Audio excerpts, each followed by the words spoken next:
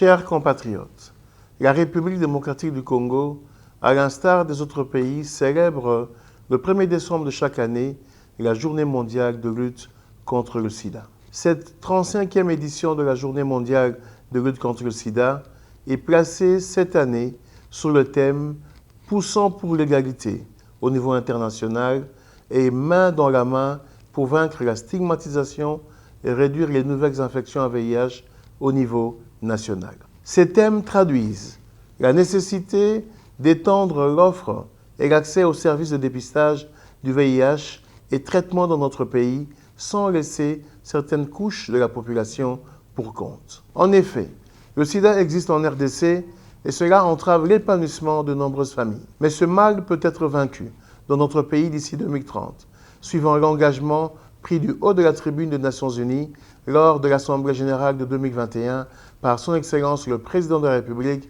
chef de l'État, et ce, conformément aux objectifs de développement durable. Dans le contexte de couverture santé universelle, déjà en marche en RDC, si chacun s'investit dans la lutte contre les facteurs de risque et les inégalités sociales, nous allons ensemble vaincre le sida. Mesdames et messieurs, chers compatriotes, cette énième journée est l'occasion pour le ministère de la Santé publique, Hygiène et Prévention de faire le bilan de toutes les actions menées contre ce fléau planétaire qui est le sida. Ici de noter qu'avec une couverture de 85% des personnes vivant avec le VIH qui connaissent leur statut sérologique, 82% parmi elles sont mises sous antirétroviraux et 73% parmi celles qui sont sous traitement ont une charge virale supprimée. Ces résultats montrent clairement qu'il subsiste encore des obstacles pour l'offre et l'accès au dépistage du VIH dans notre pays. Étant dans une épidémie généralisée, avec plus de 548 000 personnes estimées infectées par le VIH, il est nécessaire que la mobilisation de tous pour le dépistage du VIH soit assurée pour permettre aux personnes vivant avec le VIH et qui s'ignorent à connaître leur statut sérologique afin de garantir la prévention de la communauté et leur propre prise en charge. Le dépistage du VIH revêt donc son double intérêt dans la prévention et le traitement de l'infection à VIH. Dans le cadre de la mise en œuvre des objectifs 95-95-95 d'ici 2030 et dans le contexte de couverture santé universelle, il est important qu'en renforçant les services de dépistage du VIH, il faille que l'offre de soins et traitements incluant les soins différenciés, axés sur la qualité des prestations, soit aussi améliorée. Mesdames et messieurs, chers compatriotes, en ce qui concerne la stigmatisation, la discrimination et l'exclusion des personnes vivant avec le VIH dans tous les secteurs de la vie nationale, il est nécessaire d'intensifier la sensibilisation contre ces pratiques sous toutes ses formes, car il existe une loi de juillet 2008 portant protection des droits des personnes vivant avec le VIH et des personnes affectées. Bien que cette loi existe, il reste encore du chemin à parcourir,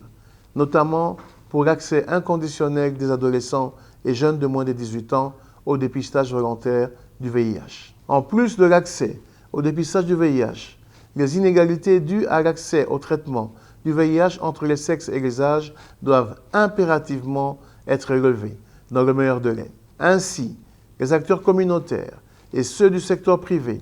devraient davantage jouer un rôle important dans la mobilisation sociale en vue de surmonter ces barrières qui surplombent l'élan du développement pour l'atteinte des objectifs du programme. Aujourd'hui, avec la COVID-19,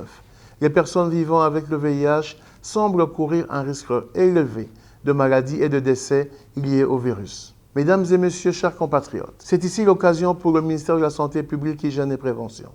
de remercier tous les partenaires techniques et financiers qui nous accompagnent dans la lutte contre le sida pour leurs nombreux appuis et contributions. Nous croyons qu'ensemble, nous allons rapidement obtenir de bons résultats et évoluer vers l'atteinte des objectifs 95-95-95 avant 2030. Voilà pourquoi nous lançons un vibrant appel à tous les acteurs engagés dans la riposte au VIH, autorités politiques, acteurs de la société civile, du secteur privé et les partenaires au développement à s'engager plus qu'hier dans un esprit de partenariat pour une riposte efficace et coordonnée. La solidarité mondiale et la responsabilité partagée sont des éléments essentiels dont nous avons besoin si nous voulons mettre fin au VIH-Sida et au Covid-19. Je ne saurais terminer cette adresse sans saisir l'opportunité qui m'est offerte pour remercier le chef de l'État, son Excellence Félix-Antoine Tshisekedi Tshilombo et son gouvernement, dirigé par le Premier ministre, son Excellence Sama Lukonde Kyenge, pour tous les efforts qu'ils ne cessent de déployer en faveur de la santé de notre population. Que vive la République démocratique du Congo, que vive la coopération internationale, que vive la lutte contre le sida. Je vous remercie.